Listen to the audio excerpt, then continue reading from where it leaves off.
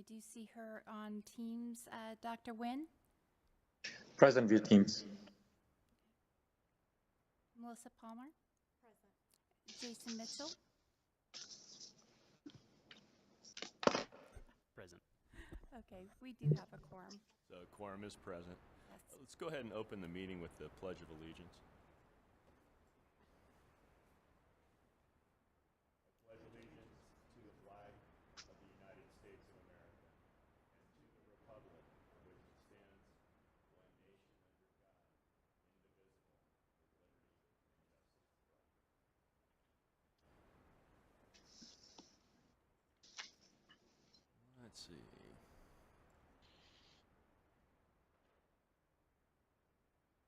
If the public wishes to address the board regarding public hearings or the regular agenda items, they may fill out a request to speak form located in the back of the room.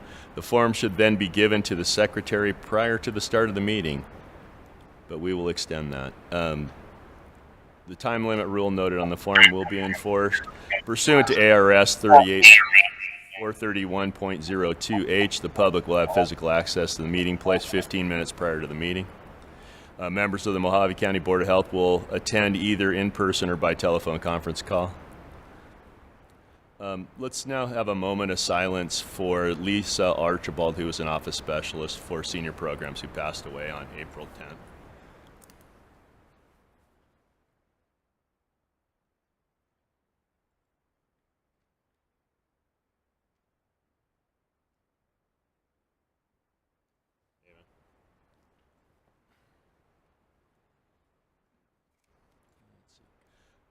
Call to the public pursuant to ARS 431.01H. A public body may make an open call to the public during the public meeting, subject to reasonable time, place, and manner restrictions to allow individuals to address the public body on any issue within the jurisdiction of the public body. At the conclusion of an open call to the public, individual members of the public body may respond to criticism made by those who have addressed the public body, may ask staff to review a matter, or may ask that a matter be put on a future agenda. However, members of the public body shall not discuss or take legal action on matters raised during an open call to the public unless the matters are properly placed, noticed for discussion, and legal action. Do we have anyone that wanted to address the board? Hearing none, we're going to move on. This morning we have a presentation from the Mohave County Department of Public Health. Opioid Settlement Grant Recipients Presentation Part 3. So we have Hushabye Nursery. Good afternoon. It's still Monday morning. Good morning. I'm Shauna Anderson from Hushabye Nursery. And am I okay to go ahead and share my screen? Yes, please.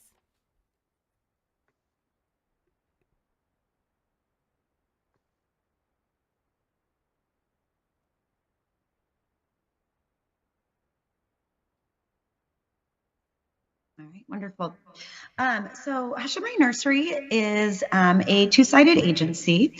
We are located in Phoenix. However, we have a grant right now, and actually have had a grant previously, and that has allowed us to expand our services into Mohave County. So all of our services are available virtually, and we can take babies from all over the state. So our mission is that we provide compassionate care to babies and families impacted by the opioid epidemic.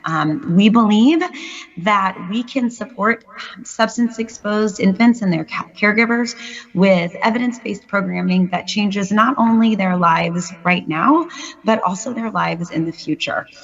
We understand that pregnancy is an opportunity for us to help families engage in programming and services that will help them not just while their babies are infants, but also throughout the entire life, helping to break cycles of trauma and addiction.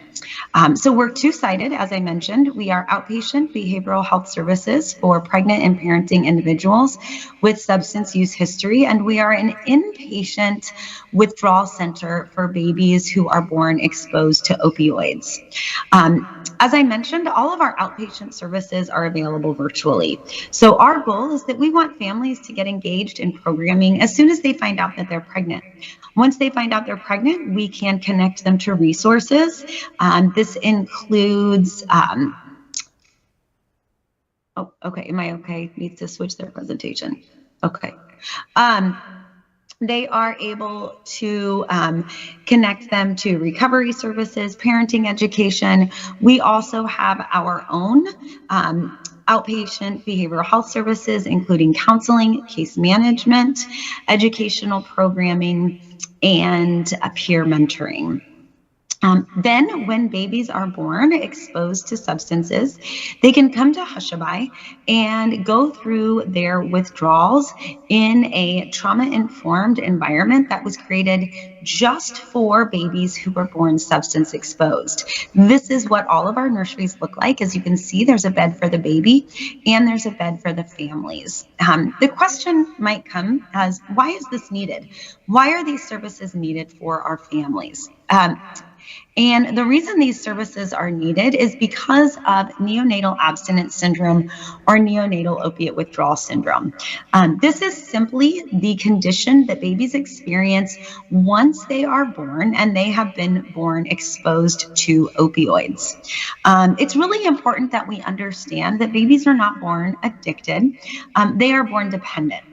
Because babies never make a choice. They never make a choice to take a substance. They don't have the cravings that align with addiction. They are simply born exposed to those substances. And once they do not have those substances any longer, they start to go into withdrawals. Now, one mom that we worked with, she said that imagine opioid withdrawal as the worst flu and migraine you've ever had times 100.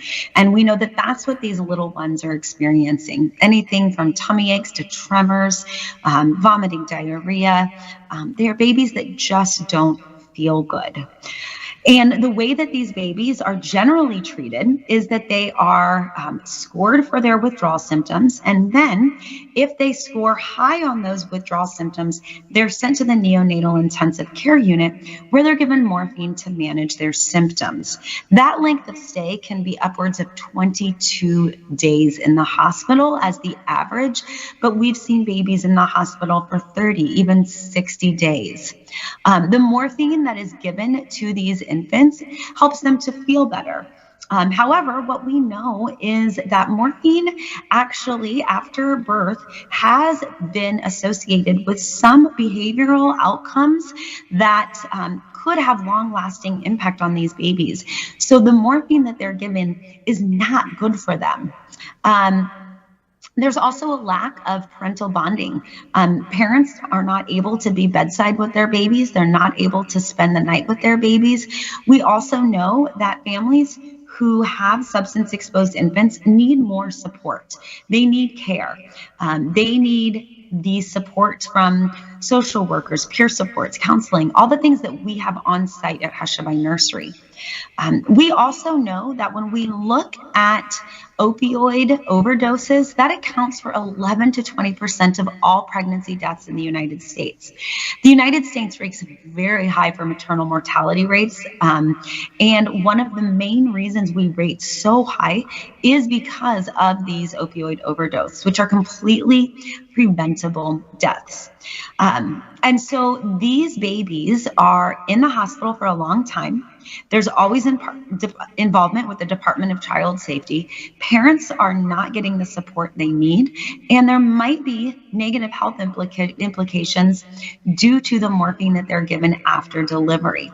But what we know is that there is a better way. And if we can get parents engaged in programming early on in their pregnancy, we can use pregnancy as an opportunity to increase access to services.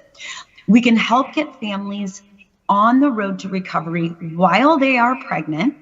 And this might be helping to connect them to medication for opioid use disorder, methadone or Suboxone. It might be helping them to find a prenatal services that are going to help them have a healthy pregnancy. They need people who believe in them, people who will support them, people who will walk with them throughout their pregnancy so that they are able to parent successfully and that their babies recover better. At Hushabye Nursery, our care model is very focused on this coordination of care. Families get involved in our program when they find out that they are pregnant. We get them connected to resources, and then the baby comes to Hushabye at 24 hours post-delivery. Now, as I mentioned, in a typical NICU setting, these babies are scored on their symptoms. If they score high, they're sent to the NICU. They go to the NICU, they get morphine, they have that long length of stay. Hushabye Nursery uses a different model. We use a model called Eat, Sleep, Console. Through this model that relies on one-to-one care, babies are held while they're going through withdrawal. What we want to remember is that these babies are actually healthy babies. These are not babies that need a higher level intensive care unit environment. These are babies that are healthy. They just need to get through these withdrawal symptoms. And so by providing one-to-one care, we can ask the question, is the baby able to eat about 1 ounce per feeding? Are they able to sleep for about an hour? And that can be being held. And are they able to be consoled in about 10 minutes? And if they can do all 3 of those things, then we don't need to give the baby medication, which helps them to have a shorter length of stay. And parents are able to room in with their baby and get behavioral health support on site. We then continue to follow up with families once they are sent home from our facility. We work with DCS to make sure there's a safe plan of discharge. We support them if they have an open DCS case. If they don't have an open DCS case, we continue to support them, especially ensuring that the families have access to a pediatrician, that they're part of the Arizona Early Intervention Program. We make sure that they have they get a referral for a home visiting program. We want those families to have the supports needed that help them not just to go home with their baby, but to be able to parent successfully, including helping to maintain their sobriety. Something new that we have been doing this last year or so is that we have been partnering with the justice system to ensure that families or moms who find out that they are pregnant when they're incarcerated, whether that's prison or jail, have access to our services. We do case management with the moms via telehealth while they're incarcerated. We help them to come up with a plan for their delivery. And then hopefully that baby will be able to come to Hushabye with the caregiver, whether that means that's the mom who was released prior to who was released from custody prior to delivery, or it could be their identified guardian who will be taking the baby home. Whatever that parent needs in order to have a successful delivery and make sure that that baby is with a safe caregiver, we will work with them to do that. We currently are working with Mojave County, Coconino County, Maricopa County, as well as the Arizona Department of Corrections. And this partnership has been really, really meaningful. We have seen a lot of success, and it's really encouraging to see that these families who are incarcerated while pregnant still have the same access to care. We truly believe that every baby deserves that chance for a healthy start. By having that access to care while they're pregnant, throughout the birth experience and postpartum period, and then when the babies go home, we have seen really, really amazing outcomes. You can see here that the average length of stay for a baby born substance exposed is usually 22 days. Our average length of stay is 9.3 days, and that was just for 2024. If we look at historical data throughout the last 4 years, that number is actually closer to about 8.5 days. And that includes almost 1,000 babies that we have served over the last 4 years. And these babies come from all over the state. We've had babies come from Bullhead City, from Kingman, from Flagstaff. We are able to transport babies no matter where they are in the state, and our outpatient programming is available virtually to every single person. Additionally, our rate of medication is very, very low. When a baby goes to the NICU, 98% of those babies will receive morphine when they are hospitalized. At Hushabye Nursery, if a baby has not received any morphine at the hospital when they're transferred at 24 hours, only 7.3% require that medication to help them through their withdrawals. And that is truly because of the one-to-one care and the family-centered model that we have. And as I mentioned, we want to make long-lasting impact. Part of that long-lasting impact is we want to help keep families together. We know that when children go into foster care, they are at risk for many types of negative outcomes later in life, including substance use, mental health issues, even incarceration. When families are working with us prenatally, 76% go home safely with their parents.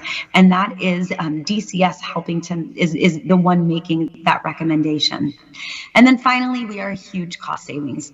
Every baby in the NICU costs taxpayers $76,000 almost. At Hushabye, we are closer to $11,000. Again, most of our families are on Medicaid. In fact, 99% are on Access. And so this is a huge cost savings, not only to the insurance companies, but also directly to Arizona taxpayers. We truly believe that these numbers show that Hushabye is a model that is sustainable, that it's making positive changes, not only for babies, but for families. And we want to continue to see partnerships just like the one we have in Mojave County. All right, I think I got through it in about 10 minutes. Any questions that I can answer for you? Questions from the board? Questions from those on the telephone? I have a quick question. Sure. Hi there, this is Dr. Nguyen. The facility you have, is this run by, supervised by a healthcare professional such as nurse or staffing? I know that Great you follow question. rule regulation, but just for the discussion. Yes, absolutely. Wonderful question. Thank you for asking that. Absolutely, we are. We have a medical director who is a pediatrician, and then we have a nurse practitioner, neonatal nurse practitioner, sees our babies every single day, and then makes the required recommendations on their treatment. We also have 2 RNs who are on staff at all times. Then we have patient care associates, AmeriCorps members, and volunteers to help facilitate that one-to-one care model. But yes, we have, sorry, I'm looking at the chat. We are absolutely we have that oversight. We are also accredited by CARF. Very good, thank you. Further questions for the testifier from the board? Caroline Strecker asked the question, where did the data come in for comparison for costs? That is a great question. That is the cost that we were given, I want to say from Access, but let me double check on that. This is our newest impact report. And so I would need to double check. So I will double check and I will send that information to you. Can you give me those numbers again? Yeah, absolutely. Can you see that slide? No. Okay. We can see you. We can't see the slide. Oh, have you not been able to see the slides the whole time? No, we did. Oh, okay, good. Well, I didn't. So our Our cost is $11,659 per infant. The NICU cost right now is $76,385. And that's for a day or their stay? That is their entire stay. Okay. Thank you, ma'am. Yes. Any further This is questions? Terry Coyle. I have a question. Proceed. Yeah. So, it's to my understanding when a baby is born positive with opioids, initially the baby will be taken away because of DCFS, correct? So there will be a DCS investigation. Every baby that's born exposed to opioids, there is an investigation. Then what happens is after the investigation, it is determined where that baby should be placed. So there's quite a few ways that could work. DCS really focuses right now on reunification and keeping families together. Some of the babies who are born substance exposed are also exposed to medication for opiate use disorder, including methadone and Suboxone, which we know is the gold standard treatment for infants born substance exposed.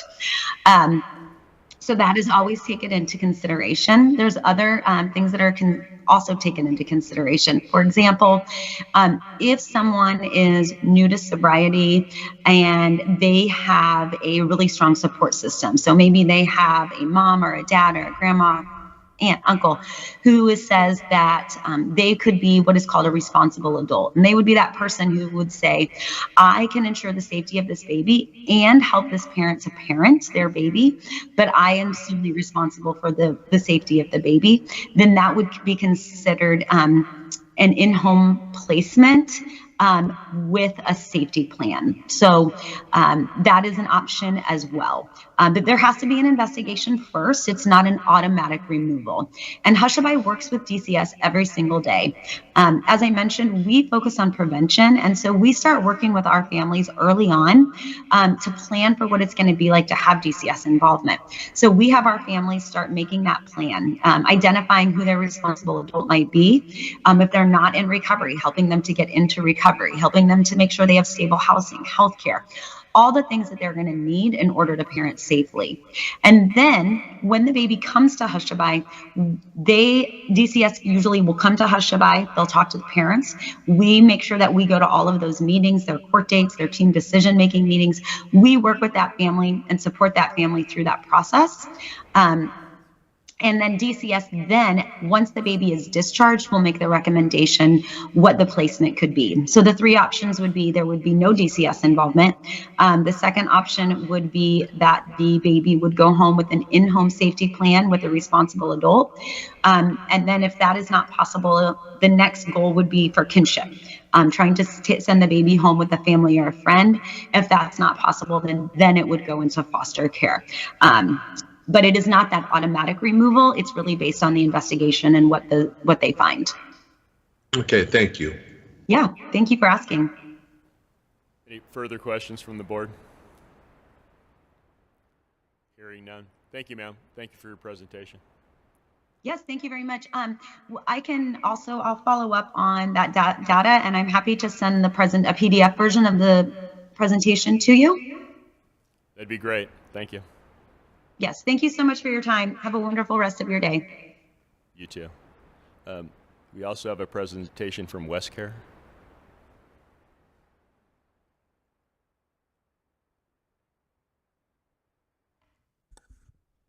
Hi, I'm Cheryl DeBat. I'm going to tag on to what she said really quick. We use Hushabye in our programs with our moms, and the ones that, the babies that we have sent out there with the moms, they have, because we have a residential treatment center, they have been able to, babies and moms have been able to stay together, which is really awesome. And they're not separated because the parent and Hushabye have made sure everybody is taken care of and they have a lot of support. I just wanted to add that little bit to what she said. It's a really good program. Anyway, can I put my thing up here? I can touch it, or does it touch? Oh, wait, hang on. I have it in paper too. There it goes. do I make it go? It's slideshow, right? From the beginning. Okay. So I just did this PowerPoint really quick for you. WestCare has been around since 1999. We're a nonprofit, tax-exempt organization. We do both mental health and behavioral health. There's our vision and our mission. Our vision, which we're kind of known for, is uplifting the human spirit. We empower everyone with whom we come into contact with. That is our goal.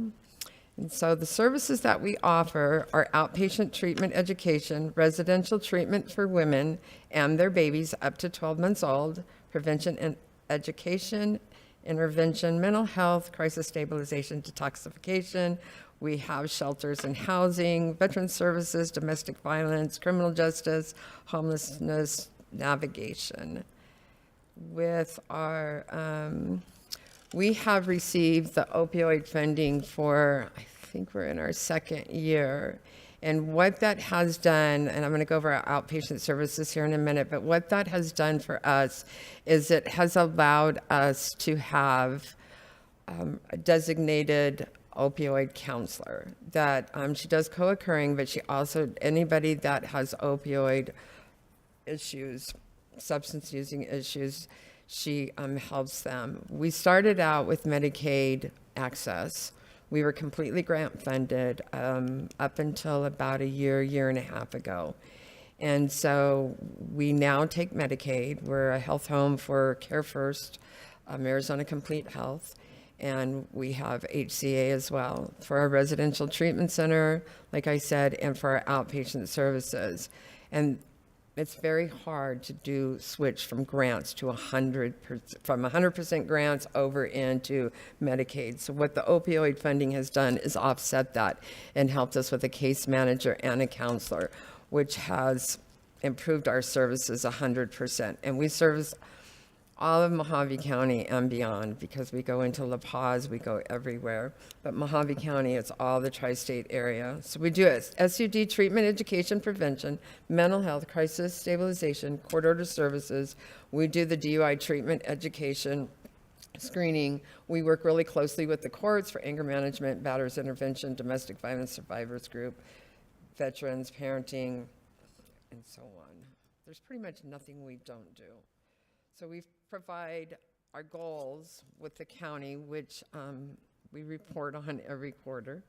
We provide the full continuum of care of recovery services for OUD and co-occurring SUD and mental health conditions. We provide peer support services, counseling. One of the things that we've seen that we were lacking in our community is navigation. What that means is people come in, and it's not necessarily just to our services, but it's anywhere. They need to go to the doctor's appointment. They need to go to the dentist. They need to go to Southwest. They need to go to Mojave. We ensure that they get there. We navigate them all over the place because that continuum of care is really, really important for them to stay stable. We have individual and group counseling for both mental health and substance abuse. We provide access to their for housing. So we have, it's on the next slide, I think. There it is. We have Blossom House. We have Diamond House. We have Riviera House. We have Corky's House. And we have apartments. So Blossom, Diamond, and Riviera are recovery housing for Blossom is men, and Diamond and Riviera is women. And Corky's House is our most recent, and it's for women and children.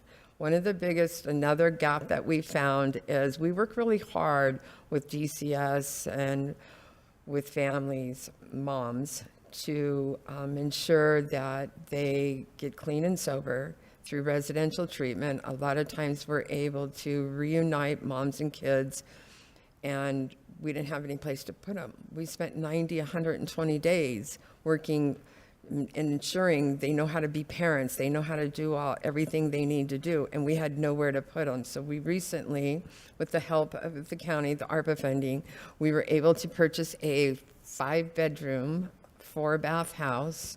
It's just shy of 4,000 square feet with a huge backyard, and it's the only kind around that we have. It's full. I think she just told me that we have like 7 or 8 kids and 5, 6 moms in there. And that's the only place around that we can keep moms and babies together.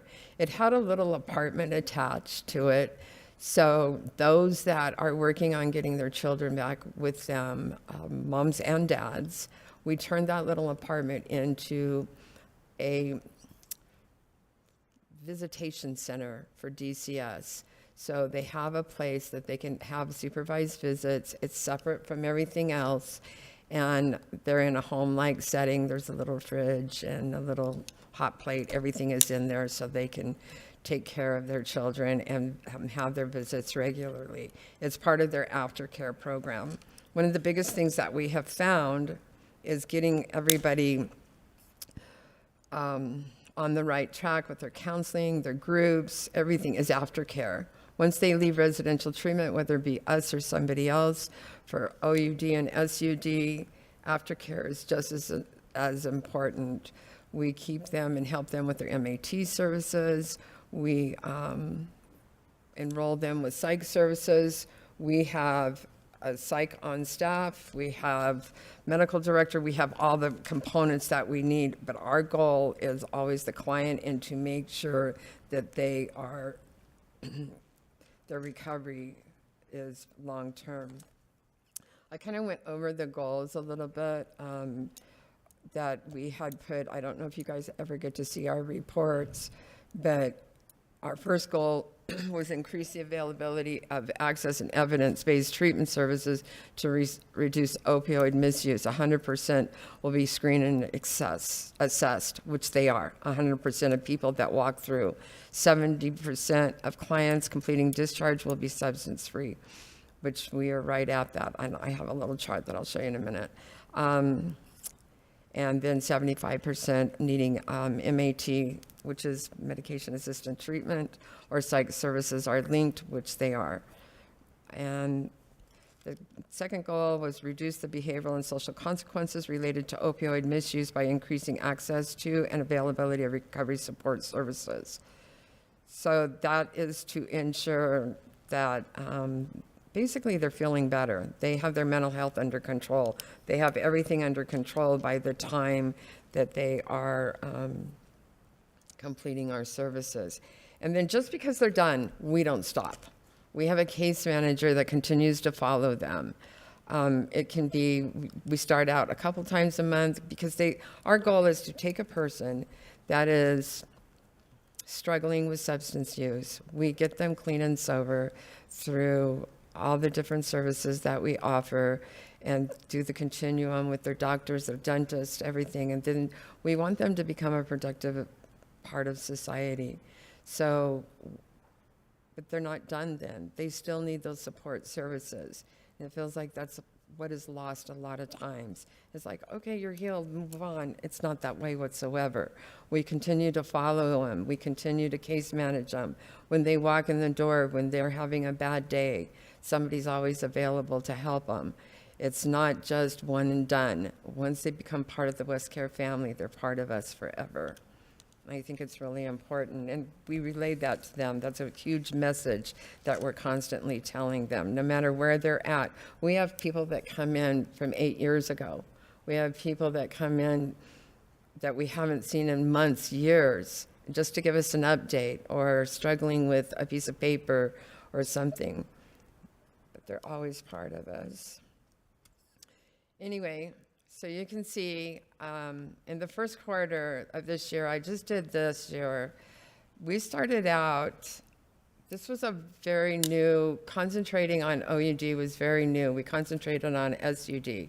So these numbers that I'm showing you, the data that I'm showing you is just OUD people and the number of people that the counselor and case managers and peers helped today out of this program, which you can see in quarter 1, 2, and 3. And we started, last year we started with 0 and we slowly moved up. And so we're at 88% of clients enrolled in the outpatient treatment who have successfully completed.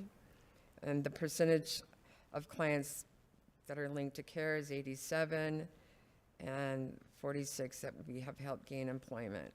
We have a lot of resources that we can help them with. It doesn't always work, but we have a lot of community partners that we work with to help individuals get housing, to get employment, to get everything they need.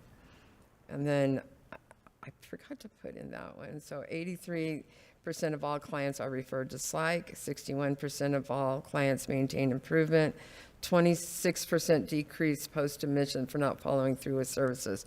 What that means is a lot of times people that are substance using, and it doesn't matter which substance, there's a saying that we hate in my business. I got this, because they never got it. They will always struggle with it forever. And so there's only 26%, which that's really good, that don't follow through. And a lot of times they end up relapsing. 74% recovery housing move forward to permanent housing. They can stay with us up to 6 months. Some stay shorter period of time, some stay longer period of time. It's on an individual basis.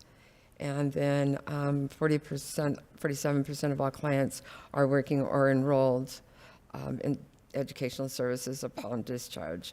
One of the big things is they want to give back, and we help a lot of people get into college, a lot of people. So our crisis intervention, which is part of our opioid program, we're available. We have people available 24/7. We navigate them, like I said, to appointments, MAT, doctor, mental health, etc. By eliminating barriers, we reduce the overdose and stress. So the biggest challenge we face is withdrawal management, which is basically detox. There's just nothing here to speak of. We have one little place that we use, and we could use more. And our success is we have gained a lot of community partners, and we can continue to work together. We had a HRSA grant whenever 3 years ago, and the opioid funding kind of offset that. And my goal when we got the grant was to take our community and make it so we learn to work together. Prior to, and I feel like we were successful. We kept holding meetings, and we were a community that we didn't play well together in the sandbox. And I think through all of our hard work, I see a huge turnaround, and we can call each other, we can talk about the clients we can do, and we've grown a lot. We work really closely with a detention center, and we navigate a lot of people out of incarceration, either into residential treatment, into recovery housing, honestly, wherever they need to go. We help them a lot. Anyway, that's about it. Is there any questions? Did I cover everything? It's a lot to cover in 10 minutes.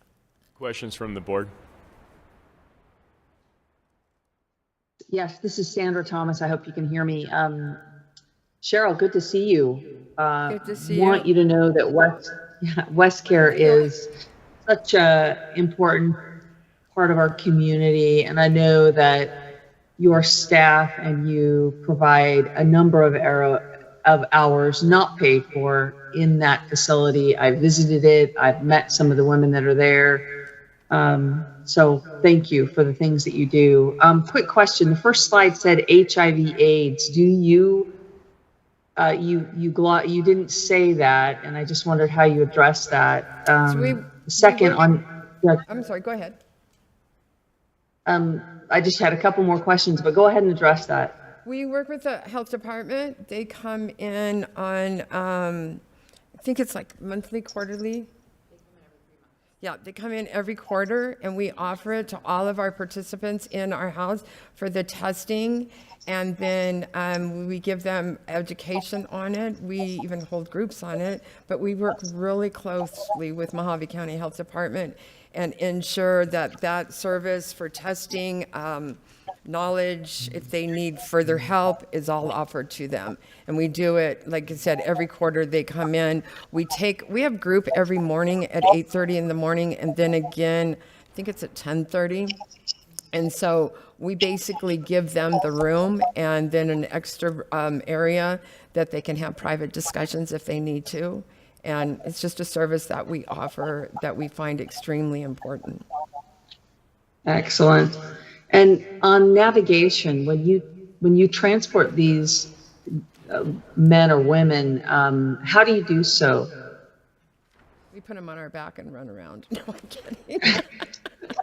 No, seriously. We have several vehicles that we, Okay. And they call in. So a lot of times people will call and say that they need to they can walk in the office and they need to go, let's say they need to go to the Valley for a dentist appointment or whatever. And we always try to tell everybody, if you'll let us know at least a day in advance, we'll ensure you get there.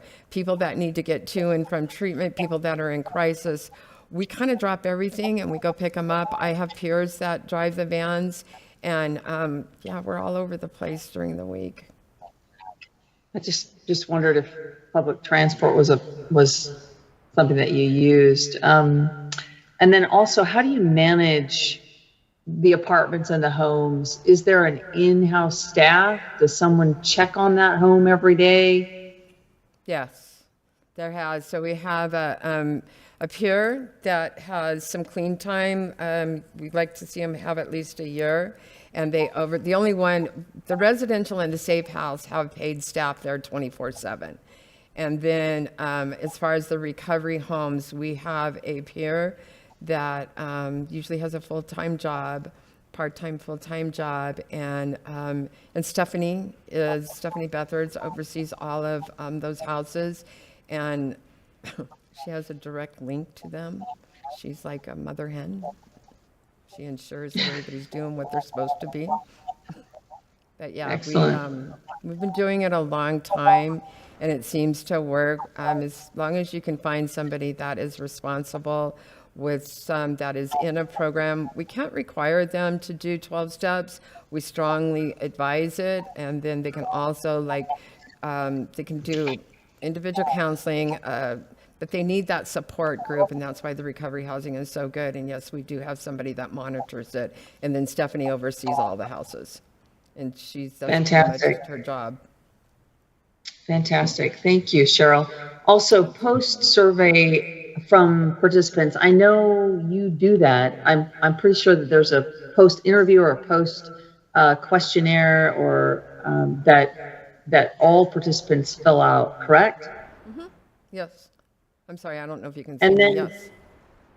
Yeah, I can. And then have you done a 1, 3, 5 year results study on each participant, or do you do that? We have started, so we went to electronic health records 2 years ago, 2.5 years ago. And so the data prior to that, it was kind of a hand counted data. And then on the surveys and whatnot, but now we're able to pull those reports. They're a whole lot more accurate. And so do we do that? Yes. Have we done that? It has been more by hand since we've got the EHR, it has helped tremendously. Yeah, just curious, those who finish the program, do they relapse? When do they relapse? Is there any correlation between each participant? And do we use that information, those results, to enhance the program? Yes, you cut out a little bit. Say it again. Do I use the information to enhance the information that I gather? Do I use it to enhance it? Is that what you said? Do you gather that information, that data, the quantitative or qualitative information, and then do you use those results to change or enhance the program? Absolutely. That's how we came up. So most recently, based off of information and data that we have collected, we found, that's how I found out all the need, like the housing for women and children. there just wasn't any. And where were they going? And so we pulled data on that. And then we came up with an aftercare program that is working, and we've only been doing it, and it's a pretty strong program. We've only been doing it for about 6 months. And so for years, when somebody went into recovery housing, they were expected to pay rent. And so that's really hard for somebody that is just on a path to recovery. And it usually takes them a good 90 days before they can find that stability, that level of comfortableness. And so we struggled and struggled and struggled. And so all my recovery housing for years, and I've been with WestCare for 13 years, they've never profited. They've lost thousands of dollars, but it was more of a need for our community. And so what we have done is we have placed them into an aftercare program, meaning that they come between 3 and 5 times every morning for a group. They have a case manager, a peer support person, and an individual counselor. And with that, we're seeing a huge increase of sobriety numbers, recovery numbers, and because there was just a gap, and it's like everybody wants to help everybody get clean and sober, but the aftercare, we were, as a community, we were really lacking in it. And you can't force somebody to do it, but if you're going to give them a roof over their head, you're going to provide them with meals, you're going to do everything for them, all you're wanting them to do is gain the knowledge and support for them to have a lasting recovery. And it's working. Thank you. Excellent. We appreciate you. Absolutely. Thank you. Further questions from the board?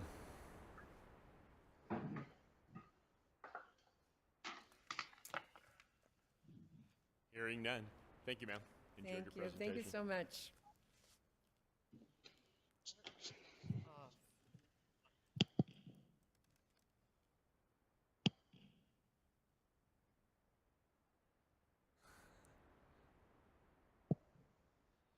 We also have a presentation from the Mojave County Medical Examiner's Office, John Haslett,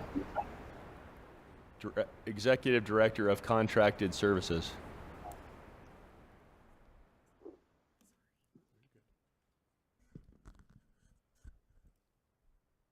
Good morning, Mr. Chair, Board of Director, or Board. I've got a summary page. I trust that everyone's had the opportunity to look at the presentation. It is slightly lengthy, so I'll review the summary, and if there's a specific item that you want to go over, I'd be happy to do so. Sounds good. 2024 statistics, total death notifications were 2,519, of which 54% of the total cases were hospice notifications, which totals 1,360. Medical examiner investigations, 1,159. Cases by manner of death, 3% natural, 10% accidents, totaling 255. Suicides, 3%, totaling 83. Homicides, less than 1%, totaling 15. Undetermined, 1% at 14. And pending is under 1% at now 5. The types of examinations consisted of external examinations totaling 109. Full autopsies totaling 104. Limited exams totaling 29, 28 of which were head and 1 chest. BNA, body not admitted cases totaling 207, death certificate only cases totaling 431. Trends compared to 2023, total deaths notified increased by 12%, totaling 277 cases. Hospice notifications increased by 28%, accidental deaths increased by 10%, suicides decreased by 17%, homicides increased slightly by 7%. Slight rise in undetermined and natural cases. Pending cases also rose strictly due to DOE notifications. So of the 6 total, 1 was identified. 1 pending from 2024 was identified last week, and then there's other 5 that are still pending identification. Accidents, 255 total accidental deaths, mainly from hyperthermia of 63 cases, of which Bullhead City consisted of the majority of those. Injuries and trauma often related to motor vehicle accidents totaled 41, and then the remaining of drug overdose, especially methamphetamine and fentanyl cases combined, was 29. Suicide data, there were 83 total suicide, and 62 of which consisted of the use of a firearm. 87% of suicide victims were male. Most suicides occurred among adults aged 40 to 64. Homicide data consists of 15 total homicides. Firearms involving 10 of those cases primarily affected young and middle-aged adults, and 15 unidentified decedent cases still active, mostly from 2022 and 2024. So it's kind of a very fast summary of the items that you received in your report that are also, well, it was up on screen, but if there's a specific question or a page that you want to review, I'd be more than happy to do so. Questions for Mr. Haslett? Body not admitted. Yep, so if you'll go to page 8, there is a definition of all the types of cases and the breakdowns. BNA, body not admitted, were types of cases where the investigator was on scene, did an examination, determined that it was apparent based on drug overdose or fall or something along those lines. So BNA just means the investigation occurred, but the case didn't come in our doors. Okay. And the hypothermia in Bullhead City? Hyperthermia. Okay. I said hypo, and I'm wondering how on earth did they get that? They stayed in the river too darn long. No, we were good there, but hyperthermia. Yeah, in Bullhead that makes City, way more sense. of which, and there is a summary of those specific cases. Bullhead City just consisted of the majority. So Interesting. Thank you, sir. Yep, thank you. Last chance for questions for Mr. Haslett.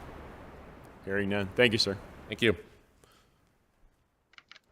Official business to come before the board. Number 1 is to review and accept the details of the Mojave County Department of Health Environmental Health Division Mosquito Surveillance Program.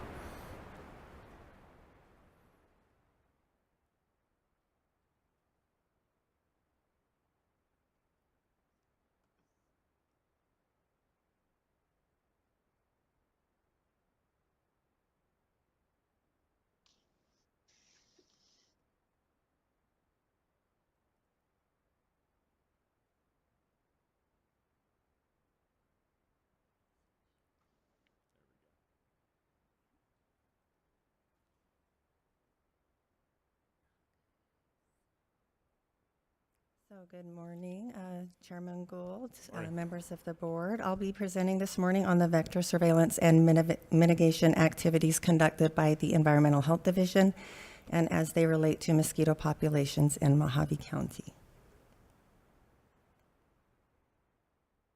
Going forward.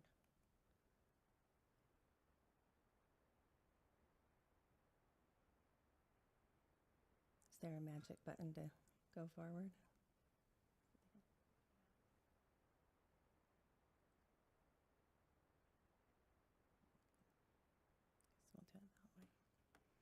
So as always, our work is guided by the department's vision and mission. The purpose of this presentation is to provide an overview of mosquitoes and their general characteristics, describe mosquitoes as vectors, summarize the mosquito populations in Mojave County, define the role of public health in surveillance and mitigation, and summarize the activities of the Environmental Health Division in this role.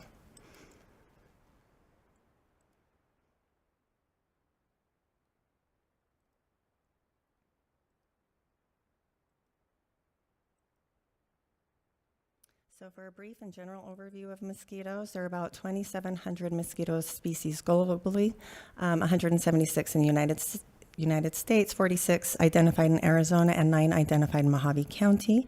They can fly an estimated 1 to 1.5 miles per hour, with most species having a flight range of 1 to 3 miles. Their lifespan varies by species, but most adult females live 2 to 3 weeks. Some species may overwinter or hibernate for as long as 6 months. Both male and female mosquitoes feed on plant nectars, but only females take a blood meal, meaning they bite, so that their eggs can mature prior to laying. Hosts are found by sight and by chemical signals, including CO2 and lactic acid. And the majority of mosquito species do not carry or spread disease. So during mosquito surveillance activities conducted in Mojave County between 2017 and 2023, there were nearly 2,000 traps set with almost 3.8 million mosquitoes collected. The species of relevance in Mojave County include 3 of the species of the Culex genus, also Aedes aegypti, and the Saurophora columbi. The green dots on the map indicate where trapping has occurred within the county in this time period. So Culex mosquitoes. All mosquitoes go through the same 4 stages of development, being egg, larva, pupa, and adults. Development typically takes between 7 and 14 days, but varies based on temperature and other factors. The Culex genus lay their eggs in rafts on still water surfaces and can be as many as 300 eggs per raft. And the adults can overwinter in protected places such as attics or culverts. They are opportunistic feeders, and they have a preference for birds but will feed on mammals. They are most active at dusk and after dark, and they rest in and around structures and other protected areas in the daytime. They may fly 1 to 2 miles from their breeding site for a blood meal, but they typically stay relatively close to where they hatch, and they are known vectors of the West Nile virus. So West Nile virus is the leading cause of mosquito-borne disease in the continental U.S. It was first detected in 1999 in New York after an encephalitis outbreak. It's maintained in the environment by the Culex species of mosquitoes and their avian hosts. And the rates of infection can vary season to season. You'll see that in Arizona, 2021 was the year in which the infection rates were the highest. So transmission is it's most commonly spread to humans and other mammals from the bite of infected mosquitoes, and mammals are addendum hosts, meaning that we cannot then transmit it to another organism. So mosquitoes become infected when they feed on an infected bird, and it can take 7 to 14 days for the virus to propagate and become transmissible. So 8 in 10 people infected with West Nile virus do not develop symptoms. 1 in 5 people may develop a fever with other symptoms, and 1 in 50 people infected will develop a severe illness affecting the central nervous system or meningitis. And 1 in 10 of those infections are fatal. There are no treatment medications for West Nile virus, and severe cases may require hospitalization to provide supportive treatment.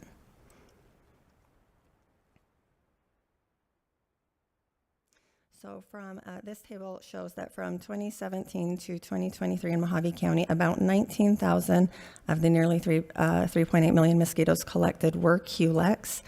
From these Culex mosquitoes, 824 pools were tested for West Nile virus, with 20 of these indicating positive results for the virus.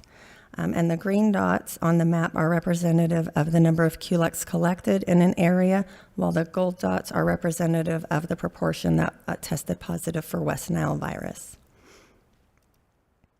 So moving on to Aedes mosquitoes, there are over 950 different species. Again, they follow the same life cycle as the Culex mosquitoes, but instead of laying eggs in rafts on still water, they lay single eggs on moist surfaces close to a water line. The Aedes aegypti can overwinter, and it's unlike the Culex where the adults overwinter, it is the eggs that can overwinter in water holding containers. They do prefer human hosts, but will feed on other mammals. They're most active during the day, and their peak feeding periods are early morning and before dusk. They tend to breed and dwell in around human habitations, so those places where people live. Aedes aegypti and the Albopictus species are known vectors of Zika, dengue, chikungunya, and yellow fever. So the Zika virus, the first cases were detected in 2015 and were travel related, and the cases have been declining. The aegypti and Albopictus are primary vectors and can transmit from mosquito to human and human back to mosquito. Transmission may also occur maternally or through sexual contact with an infected person. Again, as with any virus, it takes a certain period for the virus to propagate and become transmissible. Most people infected with Zika virus do not develop symptoms. Those who do may experience fever, rash, muscle and joint pain, headache, malaise, and conjunctivitis or pink eye. These symptoms may last several days to a week or more. There are no medications to treat Zika virus, and infections are rarely fatal. On dengue virus is the leading cause of mosquito-borne disease globally.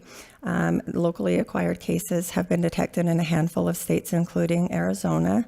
The Aedes aegypti is the primary vector with similar transmission rates. Most people infected with dengue do not develop symptoms, and those who do also experience the common symptoms of fever, rash, headache, body aches, muscle and joint pain, nausea, vomiting, and also swollen glands.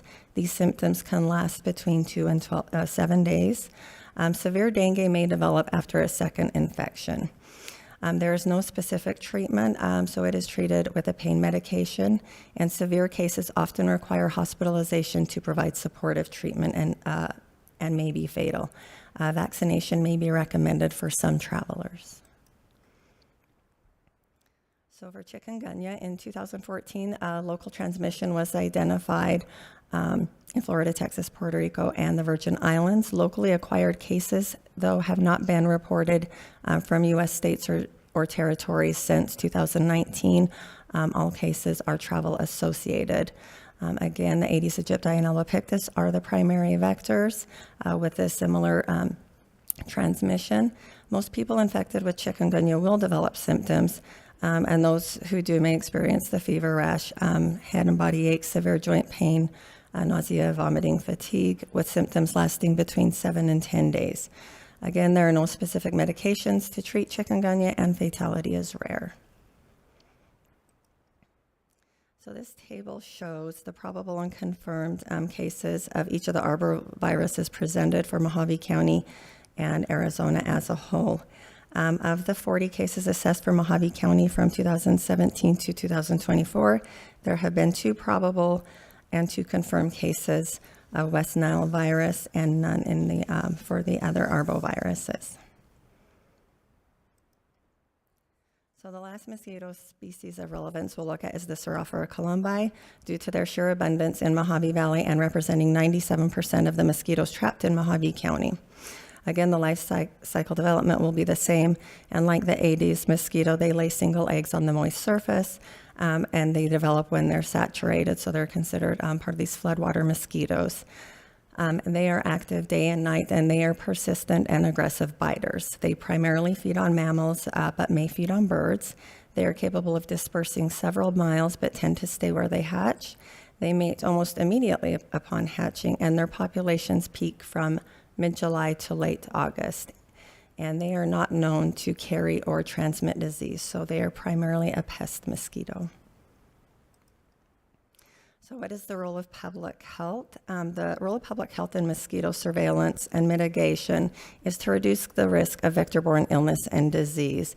And we do this by identifying and mitigating the species of concern and preparing for and responding to mosquito-borne illness outbreaks. Some of the existing and planned program activities include the mosquito and disease surveillance, mitigation methods, public education, and stakeholder collaboration. So surveillance is conducted at both the pre-emergent and adult stages. For pre-emergence, we are monitoring and assessing target areas for water retention and the presence of eggs and/or larvae.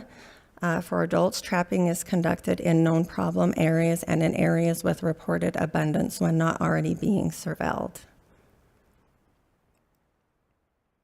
After trapping, mosquitoes are counted or weighed to determine abundance, and their abundance of the species of concern proportional to what was trapped. They're identified by sex and species, reserving species of concern. The females identified as Culex are tested in the Environmental Health Lab for West Nile virus.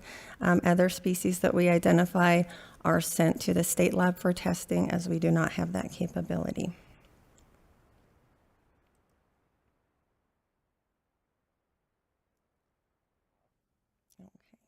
So the common mitigation methods have included larvicide and adulticide applications. The advantages of larval applications of the larvicide are first source reduction, and it is the most effective in reducing populations. The disadvantages are it's quite costly. Also, challenges for our specific divisions is employing a certified pest applicator or having one on staff, as well as the knowledge of the agricultural watering cadence, specifically out in Mojave Valley. Some of the advantages of adulticiding or fogging, as is most common, is the immediate knockdown rate and removal of the adults, which prevents the laying of eggs. And some of the disadvantages are the product must come in contact with the flying mosquitoes. There's a limited reach as it's applied by a truck, and there's a low cost benefit with short-term results. Some of the existing and planned activities for the community include media messaging and door hangers for residents, and then for agencies and organizations participating in and hosting events in the area, and then distributing informational materials. And then some of the existing and planned activities with stakeholders includes collaborating with the Bullhead City Pest Abatement District on emerging issues, and then surveillance and mitigation activities. We also try to work with private and tribal agriculture to identify their watering schedule and crops in rotation. So some of the challenges that we face are the geography, agriculture, and then resources. So the geography of Mojave County is quite dispersed. We have like the wildlife refuges, wetlands, and interspersed jurisdictions between tribal land, state land, and federal land. Agriculture, again, with the private and tribal areas, and then resources of funding, expertise, and then time and timing. So the residents also play in the role in the mitigation and control of mosquitoes, and they do this on their properties by eliminating the habitat. So, for example, removing the standing water, filling in depressions, grading their yards, draining and refreshing water troughs, grooming trees, shrubs, and grass, and keeping rain gutters clean. They can also control for larvae by applying BTI or methoprene. And those can come in granules or pellets or dunks, depending on what they're trying to treat. They can employ physical barriers such as natural predators, fans, traps, and screens. They can also control for adults by fogging or using a residual pesticide on their property. And then, of course, self-protection through avoiding the outdoors from dusk to dawn, wearing long, loose clothes, and applying repellents. So thank you, and that was everything. Any questions? Questions from the board?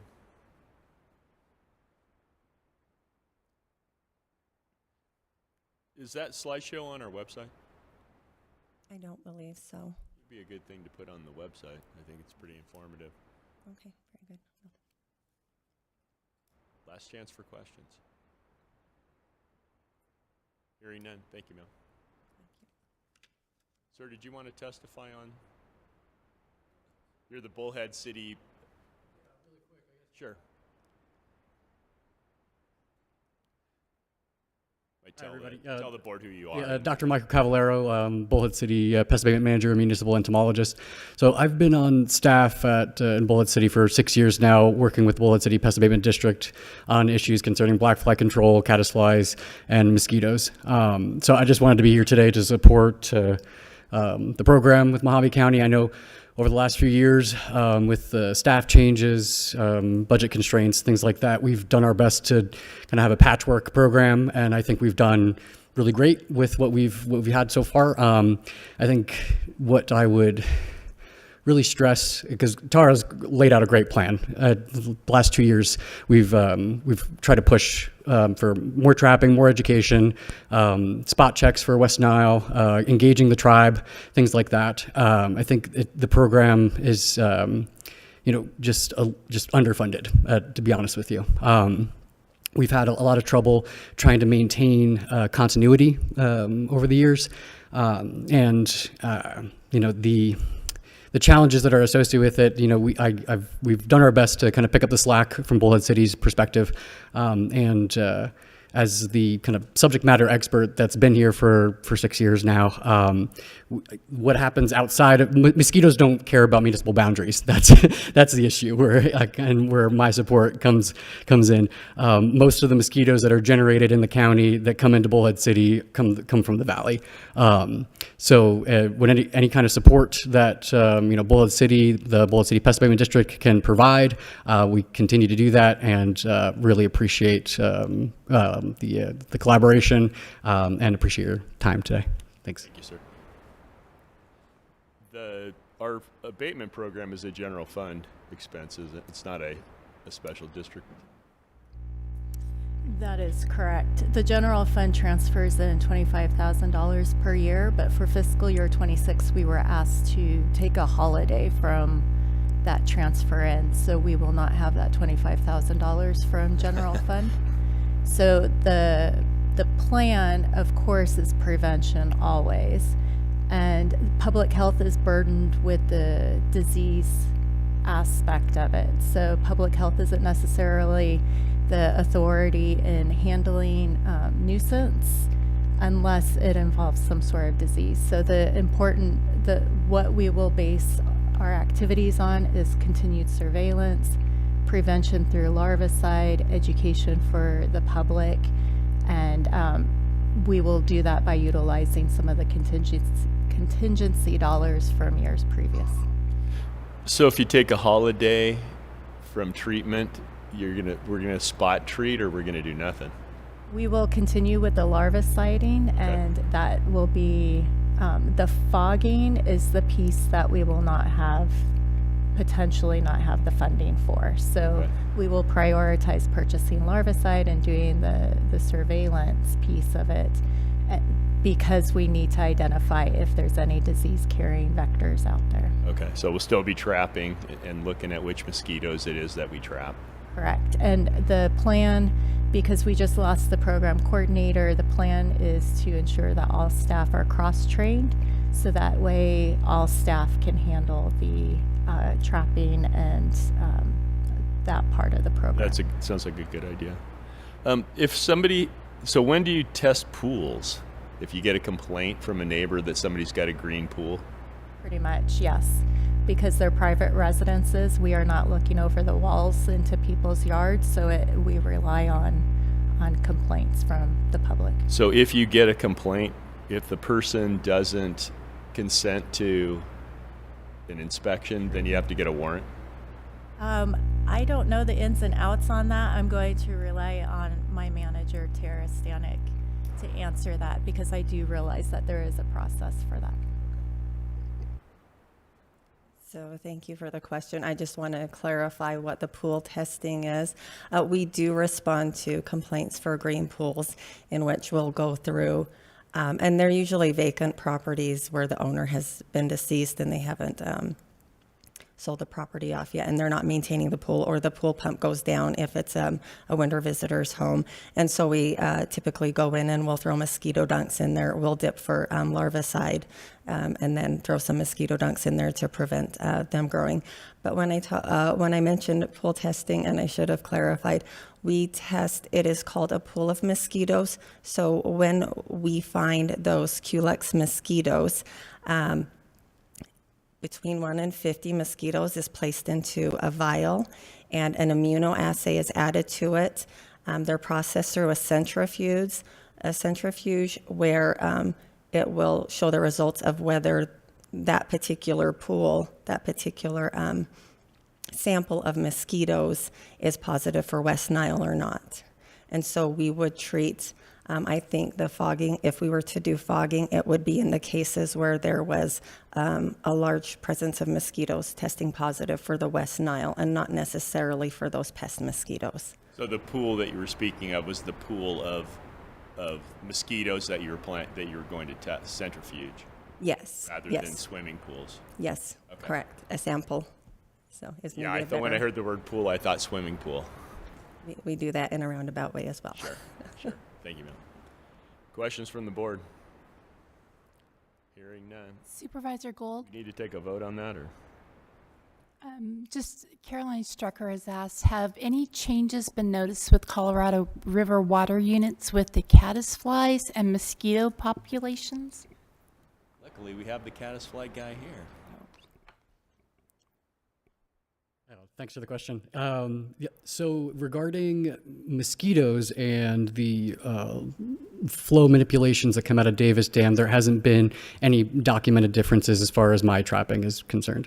But for the net spinning caddisflies, the flow manipulations that occur seasonally are intentional. We typically will drop the water late May to just reduce egg laying success and dry out eggs. The low flow events that occur during the summer, it's typically one day in July and one day in August, depending on water operations and power demand, irrigation, recreation, all the different facets that go into those flow programs. We try to get at least one day in July, one day in August, really hot day, and cook the larvae best we can that are on the intermarginal areas of the river. So typically what we see then in the fall is another low flow event to reduce more egg laying. The low flow program has been has been overall successful in decreasing the population of nuisance net spinning caddisflies, but the intensity of swarming has maintained in certain areas where the low flow just doesn't expose enough of the river bottom when the water goes down. So there's certain areas where the differential between like a 1 unit and a half unit is only 4 feet, for example. So you're only like having a little bit of exposure, whereas other reaches of the river you could have up to 10 to 12 feet of river bottom that's exposed. So you get a lot more. The effectiveness of a low flow program is different depending on what river reach you live on.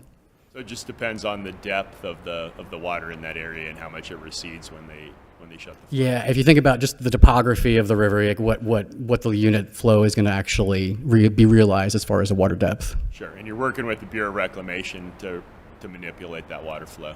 Correct. Yeah, the Laughlin Bullhead City Water Flow Committee meets monthly with BOR operations staff up in Boulder City just to discuss what the flow profiles are going to look like for that month, historical data associated with it, special events or special operations, and then just the reality of power demand and how that would fit with mostly recreation, because a lot of the businesses are getting hit with those low flows. Tourists over and we shut Right. the water Yeah, off. between the jet boat, water taxi, the river cute cruises and stuff like that, and then I kind of inject my 2 cents with the caddisfly issue. So the short life cycle of mosquitoes, you can't dry them out.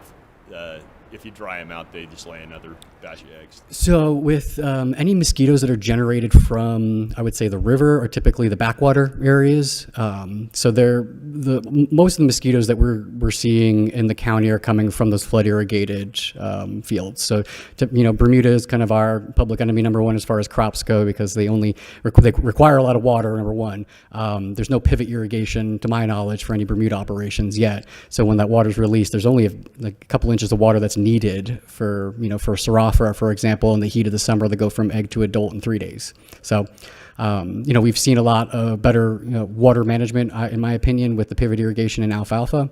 But most of the mosquitoes are generated from those flood irrigated. A lot of the operations. farmers are taking advantage of the program to keep their water back behind. Correct. Yeah, and that's helped us out tremendously. But it's moved the problem.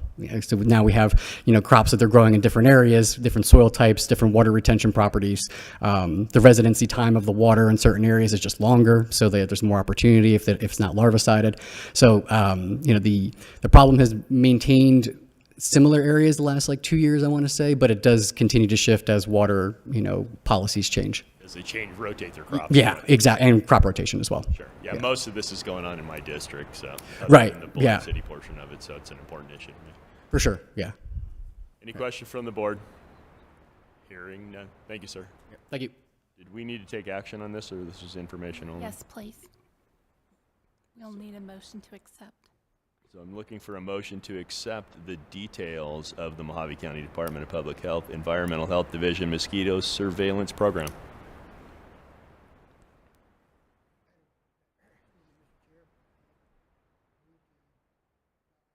I make a motion to accept. You can be the second. Second that motion. Thank you, ma'am. You've heard that motion. Any further discussion? Hearing none. All those in favor say aye. Those opposed say Aye. nay. Aye. Those opposed say nay. The ayes appear to have it. Do have it. So ordered. On to number 2. Review and accept the routine summary of the select reportable diseases in Mojave County, January 1st, 2025 through March 31st, 2025.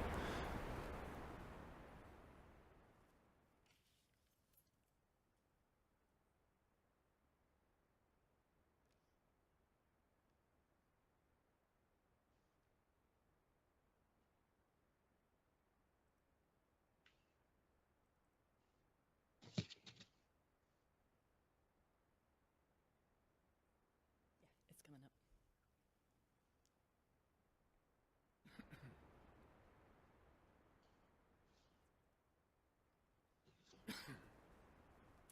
Okay. Good morning. I'm the epidemiologist here with Mojave County Department of Public Health, just to orient you once again here. You've got in front of you, you should, the select reportable diseases for the first quarter of calendar year 2025. And just a reminder, the numbers you get over on the far right column, those are the number of different cases of different illnesses that are investigated by us. And then what you see over in the other columns to the left are the counts that we end up with. And so highlighted is the 2025 case counts compared to the same time period in 2024, and then the 5-year median. There's not a whole lot exciting that's buried in there. You can see there's been a lot of talk about influenza this respiratory season, and there's the reason why. We did indeed have a whole lot of influenza circulating. Respiratory syncytial virus, RSV, is another one, another respiratory illness, which came on a little bit later this year in the respiratory season, but we've had plenty of cases of that. Pertussis, I want you to take special attention of. You see there's a jump in pertussis cases. We've had 10 cases counted so far in the first 3 months of 2025, and I fear that that might jump up a little bit more in the future. It's a vaccine preventable illness. It can affect any age, but it's most commonly the severe illnesses in children. And it tends to have kind of a cyclical period where you see cases every 4 or 5 years, and we're kind of due, and it looks like maybe we're going to see some of those cases. So I expect that the number of pertussis cases is probably going to increase in the future. Salmonellosis, we had an interesting situation there. We have had more cases than usual, nothing terribly alarming, but we did have a couple cases in Mojave County that were linked to a multi-state outbreak, and they never fully pinned down exactly what the cause of that was. There's some hypotheses and maybe a few more studies that are coming out of it, but possibly linked to ground beef, and I don't know if we'll ever get fully to the answer with that one. But salmonellosis is up a little bit more. The strep group A numbers and the strep pneumo numbers, I can't explain those, and I don't know exactly what's going on with those, but we definitely have more cases of invasive illness caused by strep group A bacteria and also Streptococcus pneumoniae. The strep pneumo is vaccine preventable, and it is, you tend to see the most severe illnesses in terms of invasive disease with older folks and with younger folks. And what we see in Mojave County are generally are the older folks with that. On the backside, a couple months ago, I think it's been a couple months now, cocci is always one that's talked about and asked about, and we spend a lot of attention with cocci or valley fever. And I just put together some of the numbers there for you. The dotted line in the graph shows the rates of valley fever from 2015 up through 2024. And then the solid line is the rates of illness that you see in Mojave County. And so 2 points. Number one, our pattern more or less matches what's seen in the state as a whole. And second off, they talk about the cocci belt in Arizona, Maricopa County, Pinal County, and Pima County. And you can see how much higher those rates are in the state of Arizona as compared to us. And that's because the rates in that Coxie belt are way higher than what we see. There's also a breakdown there of the proportion of cases that are coming out of the different areas. And I will point out where it says Bullhead City, that's not Bullhead City proper within the city limits. That's generally the outlying communities that would come into the Bullhead City office. That's kind of how we describe it. So Bullhead City would include Mojave Valley and Topok and Fort Mojave, so on and so forth there. Wonder why it's so low in Lake Havasu compared to the other two. I don't know, but it is consistently, it's always kind of been like that. It might just be there's less of the Coxie spores in the soils there. What's COC and UNK? Colorado City, and then the unknown is the case report. Okay. Not sure where they lived. So that's by the city of residence. We can never pin down where the person was exposed. Sure. So that's just where they were living. So does the variations year to year have to do with moisture level in the soil? Don't know. Don't know if it's moisture level, if it's more testing, if it's a true increase. Don't know. I know Most that of the time when I hear people worrying about valley fever, it's because they don't want development by their home. Exactly. More so than an actual fear of valley fever. So one of the biggest reasons why we're often addressing Coxie, either in this forum or just more on a one-on-one, is because people are trying to find a link between development and digging up the ground and whatnot, and cases in that area. And we've been through this many, many times, and we can do it again in the future, but there's no clear link between that type of development and increases in Coxie cases. You can't predict it just because there's a development coming in. There's going to be more Coxie cases here. And we can get into that more in the future if anybody ever wanted to go through that again. But it's something that's really frustrating. It seems like it would make sense, but the evidence out there doesn't immediately link that in. Interesting. That defies urban legend, apparently. It does and it doesn't, yeah. I don't know what to say there. This particular, I think a couple months ago when I went through and just decided, hey, let's put this together here, I think the curiosity was the link between pets and human cases. Yeah, well, way to call on that. That's really interesting. It's not just people that get valley fever, but dogs can get it, cats can get it, any creature out there can get it. I think any mammal can get it. And that's another one where it doesn't completely make sense. Animals don't tend to be a good sentinel for human cases. So we don't see, an increase in veterinarians diagnosing pet dogs with valley fever, and then at the same time see an increase in human cases. We just haven't found that link either. The only place where there has been a link is in some certain instances where pets have been the first cases to be identified in that geographic region. And then lo and behold, we do find some human cases later on. And the point there is that was more learning that here's a new geographic region that is endemic with Coxie. And that's the link there. So it's another thing. It seems like it should make sense. We just don't have the data. This is sometimes what's called an orphan disease, because I just told you about the Coxie belt in Arizona. Well, if you're living in Maine, you're not going to really pay a lot of attention to Coxie or valley fever. It's just not on your mind. And so there's certain regions where it's a big deal, other regions where it's not such a big deal. So you don't necessarily have all the research and all the understanding and everything that's going into it. I had heard that most people that live in the Southwest are immune, or they've been exposed and developed an immunity. Is there a scratch test or something that people could take to see whether they actually carried the immunity? No, there's nothing reliable to show the immunity. There used to be a skin test that they did. I don't know under what circumstances they would, if they even do that skin test anymore. I'm not sure about that. Interesting. No. Thank you. Anna, I have a question. Yes.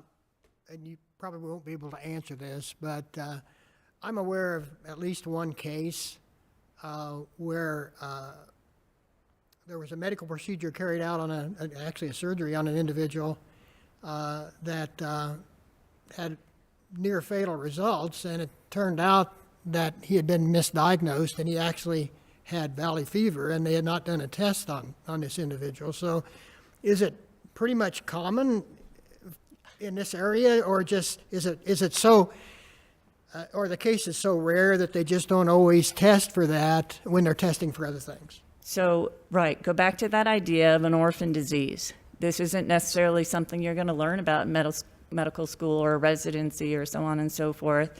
Plus, you have traveling physicians. It might not be on that list of differentials. One of the big pushes and one of the reasons why COXI is reportable and one of the things that we're supposed to do in public health is to encourage providers to consider COXI and test for COXI if you have a person with community-acquired pneumonia and you can't identify exactly what's causing it. So, yeah, it does get mixed, or it does get missed, and it can even get missed more commonly if it becomes neuroinvasive or it doesn't give the normal presentation. Because I always talk about COXI in terms of a lung infection. There's other types of infections that you can get also. Okay, thank you. Yeah, so you're right. It should be on that list of differentials, especially here in this region, but it isn't always. Yeah. And then the last thing that I put on this report here is an illustration of what we've been seeing in terms of respiratory viruses this season. So it stretches back to early October. That's more or less when you open respiratory season and say it starts. And once again, there's illustrating the fact that influenza was, in terms of case counts, it was, this respiratory season was more or less primarily dominated by influenza. The RSV at the bottom, the orange dotted line, it jumped in a little bit later, and then it looks like coronavirus is just in the background. And our peak, I think it's safe to say at this point, our peak was once again during holiday season. Is this a normal looking graph year to year? Yeah, so if you ask that, the answer you're always going to get is there is no normal with flu. So that's what they always say. I can say in many, many, many years, we have had our peak during the holiday season. So it starts to pick up in late November, and then it carries through early January. Many seasons, not all seasons. We've had a big peak in March before. And there was one year where it was in March. It was really late. And there's been seasons where there's been 2 peaks. So do we ever have a peak in the middle of summer? You could conceivably. The problem there is that for a long time, we didn't do a lot of surveillance, and they didn't even do a lot of testing in the summer. So we don't know what the summer counts were. My theory is that we're all hunkered down in the middle of summer because nobody wants to go outside if they don't have to. Oh. So I was just wondering, since people spend more time inside, that might have something, that you might see a peak in the middle of summer. I do not know. I've never seen a peak.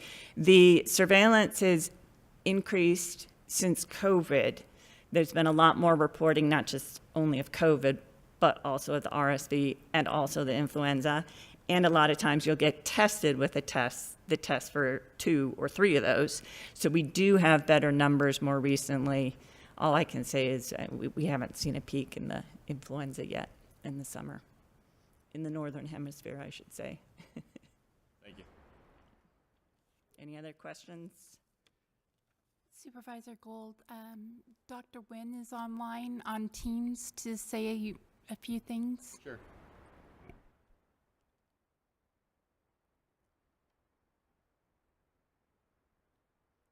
Doctor, if you want to go ahead and ask your questions.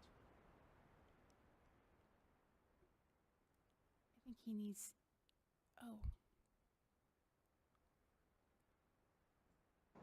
Can you hear me? We can hear you, Dr. Nguyen, on Teams. At least we can hear you. We can hear you now. Thank you. Okay, thank you for that. Yeah, I would like to comment on the valley fever topics. We live here in the Southwest, so it's an endemic organism. So if I test 10 people, 3 people would be positive on a blood test.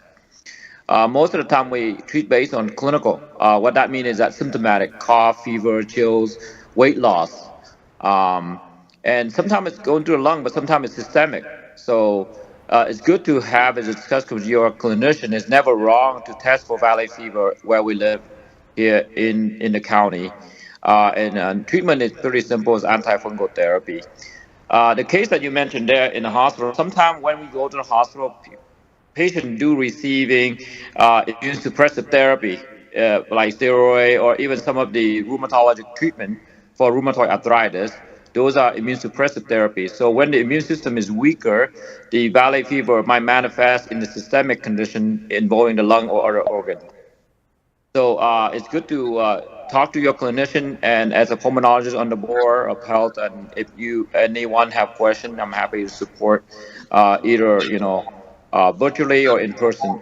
And most of our pulmonologists are aware of this condition. The fortunate thing is so far we don't see anything out of the ordinary. But with valley fever, early evaluation and treatment is most appropriate to prevent further complication. Thank you, Doctor. That's Any all I have. questions? Any questions for the doctor? Hearing none. Thank you, sir. Thank you.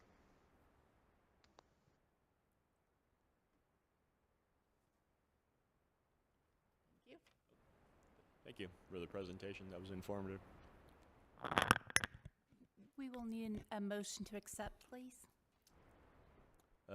So we accept the routine summary of the select reportable diseases in Mojave County, January 1st, 2025 through March 31st, 2025.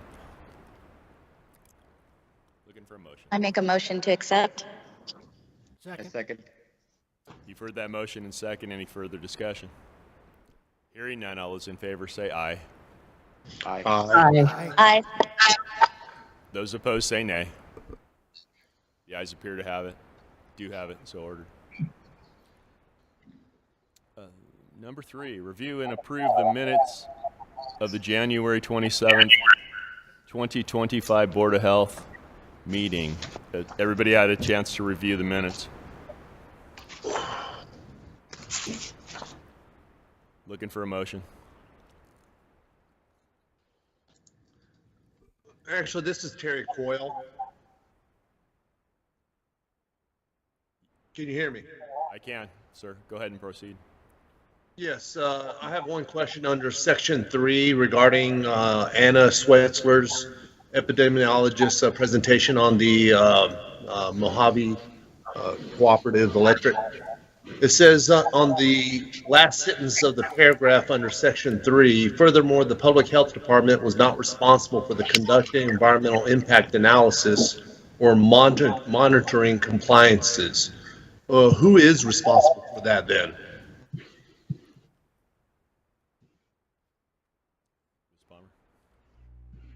It's the Environmental Protection Agency, an AD. EPA.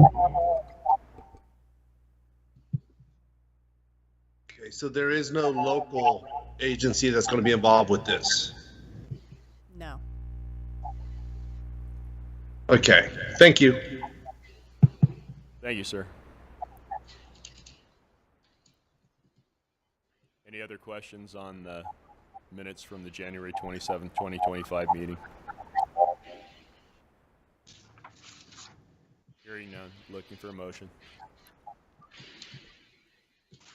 So moved, Mr. Chair. Looking for a second. I second. I'll second. You've heard that motion and second. Any further discussion? Hearing none. All those in favor say aye. Aye. Aye. Aye. Those opposed say nay. The ayes appear to have it. Do have it. So ordered. Next item on the agenda, discussion and possible recommendation regarding the proposed Board of Health budget for fiscal year 2026 in accordance with Arizona Revised Statute 36-185A. Ms. Palmer. Okay, good morning. So this is going to be a high-level overview of what the budget is because of the vastness of the budget. The preliminary budget book was sent over via email on Friday for review. And if there's any questions after this presentation, I'd be happy to do my best to answer them.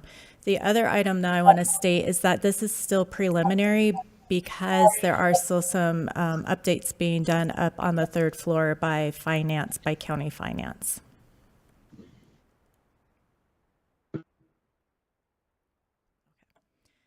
So, of course, our mission and vision. This is the Arizona Revised Statute that states that we need to bring our budget to the Board of Health every year before May 1st, and that the Board of Health then makes the recommendation to the Board of Supervisors. So our internal goal is to develop a fiscal year 26 budget that meets the community and department needs while ensuring fiscal stewardship. Our grant programs, they must be able to contain all of the expenses of running that particular program. There are some expenses that we split out for, let's say, our nurses who are working in some of our grant-funded programs. The grants may not be able to afford all of the activities, and so, or all the expenses, and so we perform the duties within that dollar amount that we were provided for the grant. And then senior programs is the other one. I'm going to rush through the next few slides because I already did a department overview, but just as a reminder, we have 4 divisions. All the programs that are held within the administration division. This is our staffing pattern and the percentage of funding that either comes from general fund, grant fund, or this one's not fees, but upcoming we have a fee one. Environmental health, all the programs that are held within the environmental health program. And then the staffing pattern for that. And environmental health is primarily funded through fees. There is a grant that is received for the smoke-free program.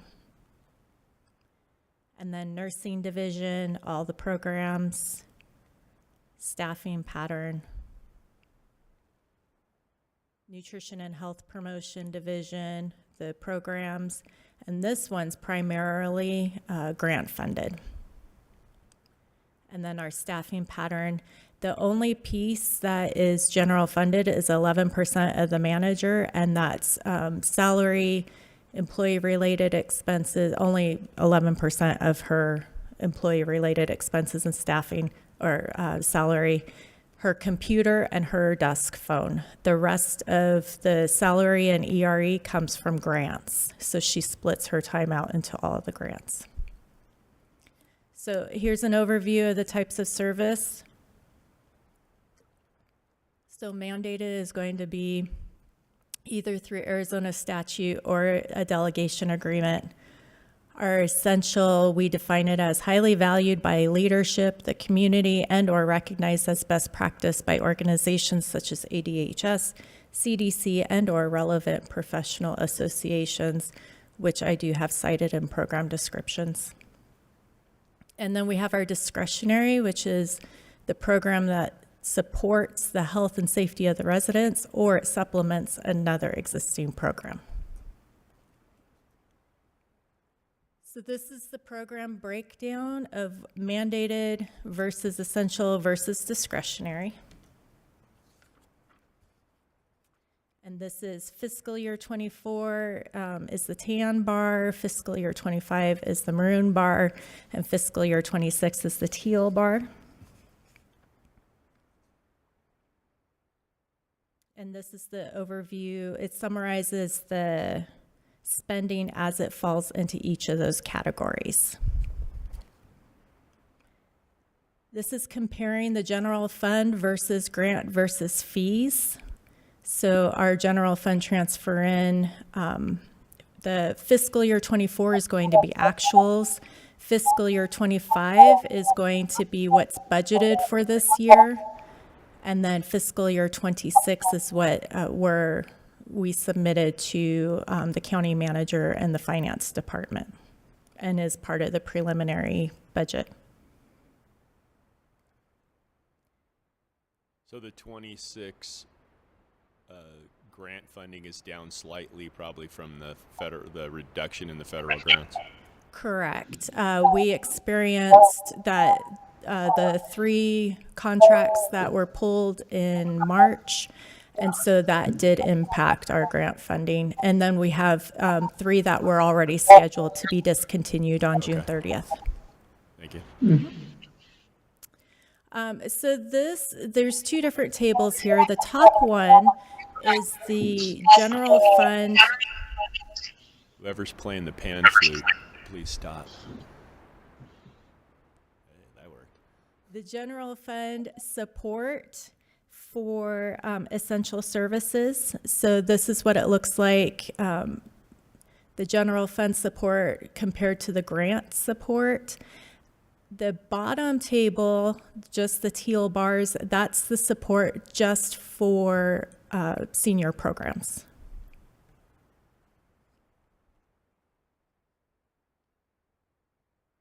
And then these are the programs that general fund covers. So our administration to include vital record services, but we also generate revenue through vital records. Our general nursing, the mandated communicable disease response funding, and it's also a revenue generator through patient fees, and the TB control, which is, again, a mandated program.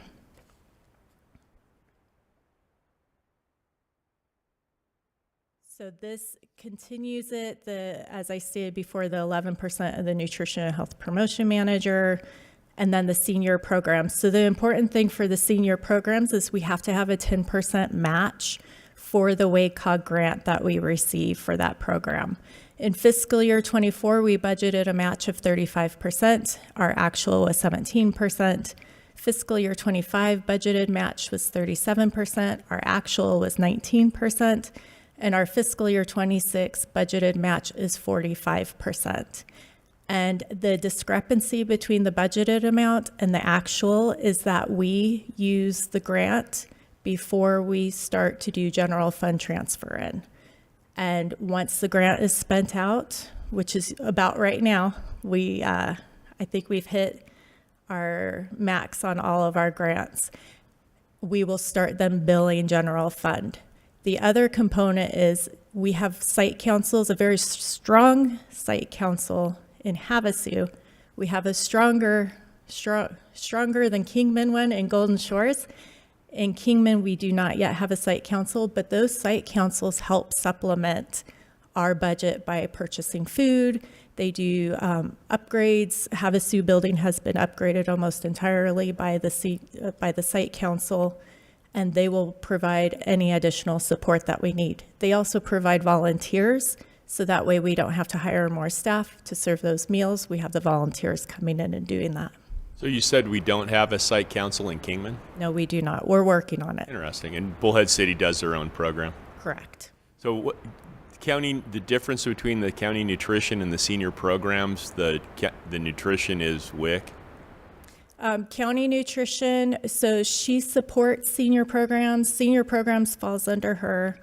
WIC, Health Zone, Tobacco Cessation, opioid, the OD2A program, the overdose review fatality program. Those are the programs that fall under her. Okay, thank you. So this is our non-general fund budgets. We receive about 24 different types of grants, some of which have multiple budgets for effective tracking. We are always mindful that any of our funding could be audited at any time, so we ensure proper documentation and tracking of all expenses. This equals the 56 funding organizational codes, hence our very large budget workbook that I sent out on Friday, and why I won't be going through each one line by line. If anybody would like me to go through each one line by line, I would be happy to meet with you. So just let me know. We can set up a time for me to sit down with you. Environmental health budget is funded through permit plan review, food handler fees, and then a small portion of smoke-free. Occupational health, That is a combination of risk management and employee benefit trust funds transfer. And then our mobile health unit is currently funded through ARPA funds. So this is our fiscal year 24. This is what was budgeted is in maroon. And then where we ended at is in teal on this one. And then this was the expenses laid out. And you can see the teal is where we budgeted, expenditures were below.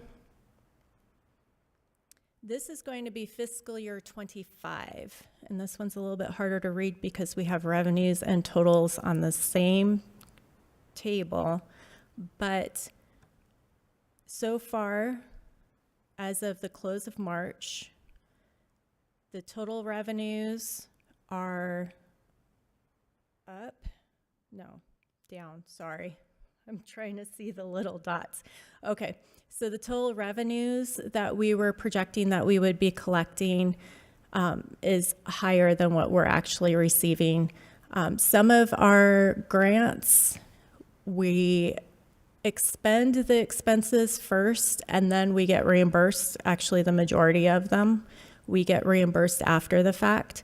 And so sometimes there's a 30-day delay and it will not show up in that close of the month report. And then our total expenditures, the blue bar is going to be the budget and the maroon bar is what we've spent to date. Is the difference between the two the delayed billing? The difference between total revenues and total expenditures? The expenditures, those are actual. So that's the expenditures for the month of March. We do have some decreased spending. We have some managers that have taken steps to decrease spending throughout their divisions. And then we do have some positions open, which is creating that decrease in the personnel services. Now I'm looking at the bar for total revenue is lower than the bar for total expenditures. So I was wondering, you said there's a delay. A lot of times we're expending the service before we get reimbursed for it. Correct. So you'd have a lag there. Yes. Is the lag the difference between the two bars? Yes. Okay. Yes. Thank you, ma'am. So fiscal year 24, this is the where we landed. So this is our actual spending for fiscal year 24. I put percentages on the side of, that's the percentage of what was the budget versus what we were either paid or our expenditures. So you can see that essentially, with it being cost expenditure reimbursement, and also we transfer in the general fund transfer as needed. So if we didn't spend it, we're not going to ask for that money.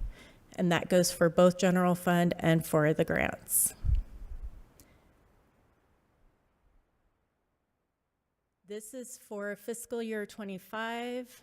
And again, there's that little bit of difference between the revenues and the expenditures. For the budget piece of it here, we had some contingency dollars. So again, that's going to be, if we need those contingency dollars, if we end up spending that amount, we will transfer in that that dollar amount as we need it for expenses.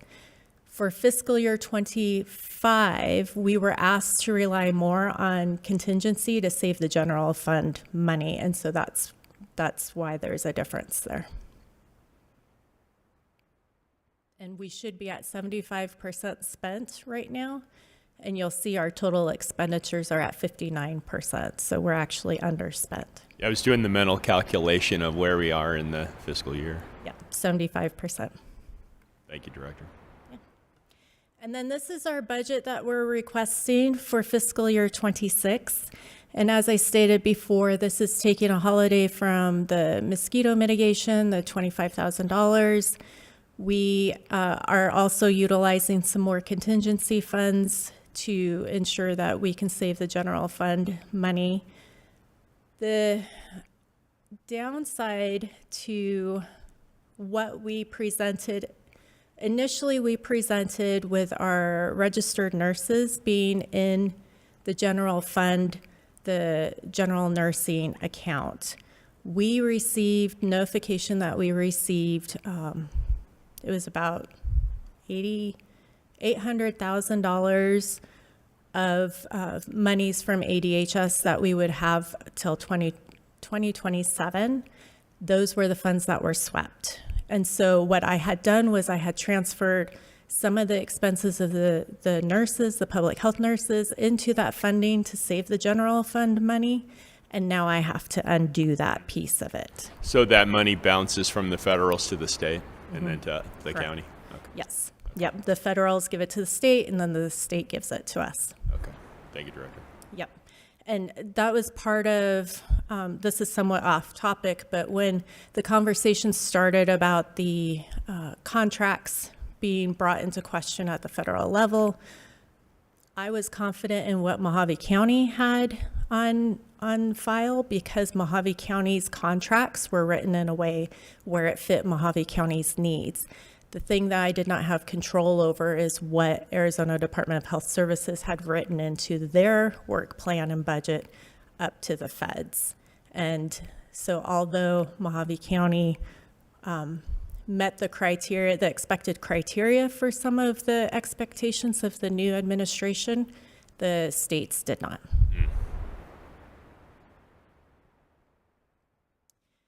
So for fiscal year 26, how the breakdown is, it's 52% funding from grants, 17% from fees, 12% from other revenues, and 19% from the general fund.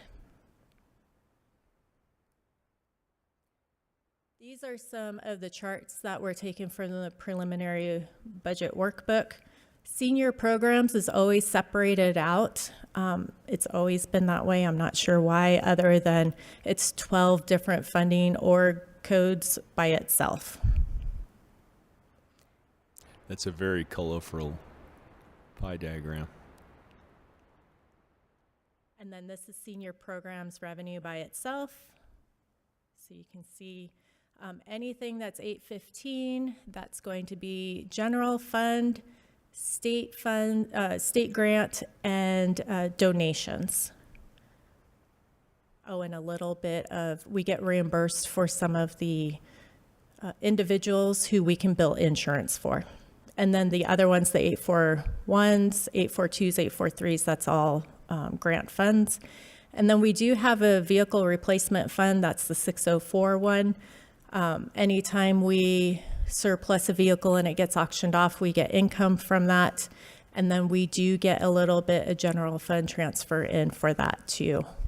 And then we accumulate it until we need to purchase a vehicle. And then this is the expenditures. Again, minus senior programs.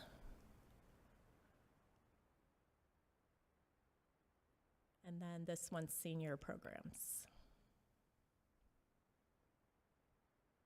Smoke-free Arizona, is that a tobacco tax? It is. It's they passed that smoke-free in eating establishments. And Oh, okay. so that's what that funding is from, is the ensuring that people aren't smoking in eating 20 feet from the establishments. front door and that stuff. Minus, So that's our pay to enforce those rules. correct. It covers about 5% of each of the staff's salary, because we figure while they're there doing their inspections, they can do a quick check right then and there. Sure. Okay, so senior programs expenditures. The majority of the expenditures for senior programs is going to be found in food and then personnel and salary. Or sorry, salary and employee-related expenses. So our practices that we do every year when we're developing a budget, we do have quality improvement embedded in our department. It's part of being an accredited health department. That and constantly assessing staffing levels, job duties. And then we ensure that any of our strategies fit within our strategic plan. For example, part of our strategic plan is suicide prevention. So the team actually obtained a suicide prevention grant this year that started in February. And then they're seeking additional funding for substance use disorder in Mojave County. And if you haven't seen our strategic map, this is it. We also have a strategic plan that goes along with it. It is currently being updated. We have a committee within the department that's updating all of it. Our goal at the end of, well, maybe in quarter one of fiscal year 26, is to ensure that everything we're doing is feeding into the strategic map, the performance measures, and our workforce document. And we're going to create somewhat of a dashboard so that we can have it on our website where it shows what our activities are and any other data that would help the public or any of our community partners. So our overall department staffing in 24, 79.96, and our turnover rate was 27%. So far, well, our request was 80.3125, and as of March, our turnover is 9.33.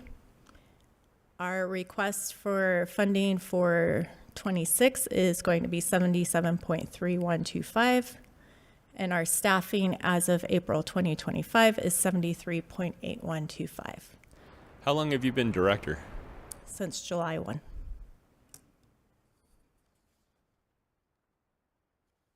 So some budget concerns that I would like to share. So the turnover rate is dramatically lower than it was before? As of right now. Thank you, Drew. Yes. Budget concerns as of right now, of course, increasing costs of materials, supplies, and utilities. We continue to see increases in everything from gas, water, trash haul for some of our senior programs to food still continues to be expensive. Balancing our workloads with available funding, especially with the most recent shift in funding, and we continue to be aware of any potential shifts in funding in the future. And then public health nursing. This is my other concern. So you'll see from fiscal year 14 to fiscal year 25, we had 9 public health nurses. In fiscal year 25, we have 7 positions.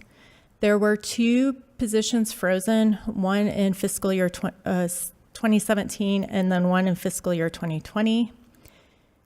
Then you'll see the Mojave County population and that it has grown. The general rule is 1 nurse per, I didn't write it down, but there's a measure, and I want to say it's 1 nurse per 50,000 or something like that.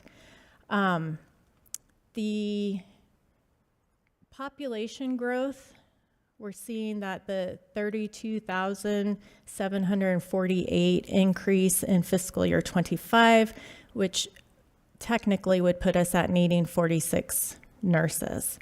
I don't think we necessarily need 46 nurses, but having those positions frozen has me concerned because anytime we have a foodborne outbreak, we have some sort of communicable disease within the community, the nurses are the ones that do the investigation. So instead of the nurses doing their day-to-day, they get pulled off of that, and then they have to do the contact investigations, they have to do the follow-up, they have to be working with the physicians, hospitals, depending on what it is. And then if we have to do any other follow-up, such as when we had the TB clinic up in Bullhead City a couple of years ago, that's then taking them away for a whole day so that they can then do that.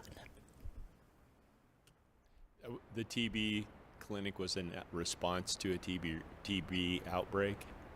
There was a case of TB in Bullhead City that exposed individuals. Okay. Was that in their city government? Everything for public health falls to public health.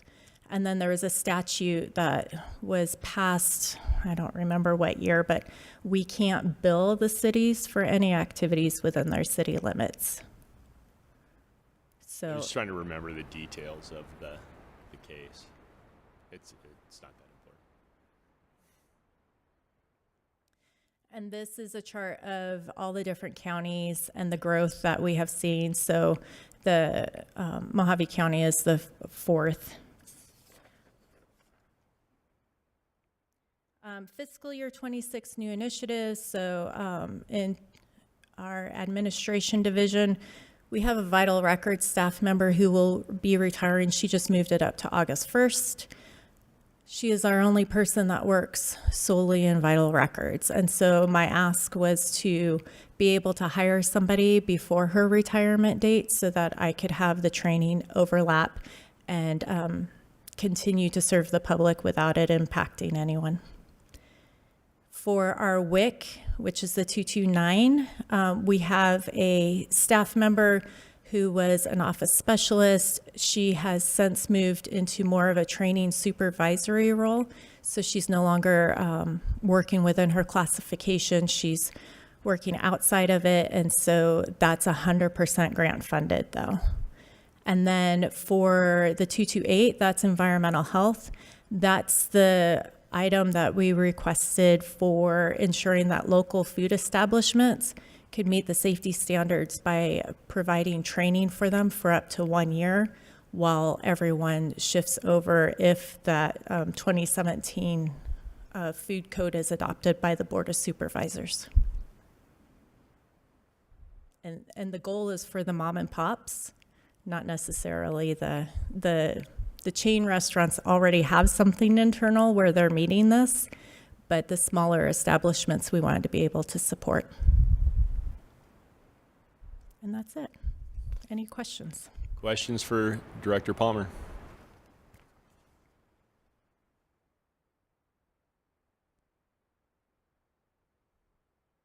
Hearing none. Thank you, Director.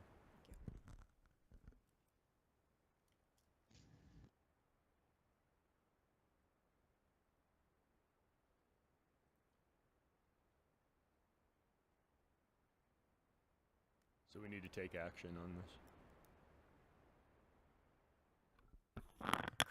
Correct. I make a motion to approve. This is Hunter Adams. I'll second. You've heard that motion and second. Any further discussion? Hearing none, all those in favor say aye. Aye. Aye. Aye. Those opposed say nay. The ayes appear to have it. Do have it. So ordered. Item 5, Commissioner comments and requests for agenda items for the next meeting. Anyone have any comments or agenda requests?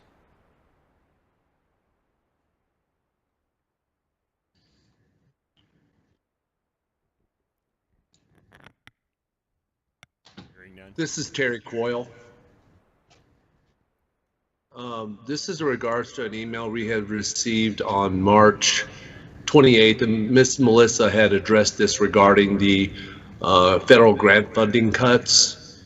I just would like to put on the docket how we are going to continue to pay for these immunization programs.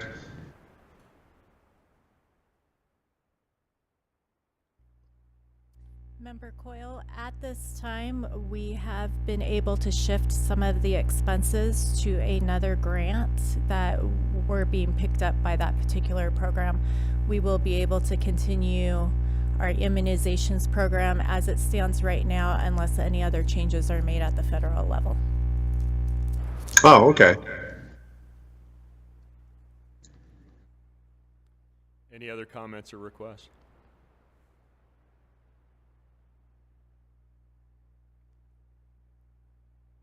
Hearing none. Looking for a motion to adjourn. Terry Coyle, motion to adjourn. Second. You've heard that motion. Any further discussion? Hearing none. All those in favor say aye. Aye. Aye. Aye. Those that say nay can stay here by themselves. We're adjourned. Thank you.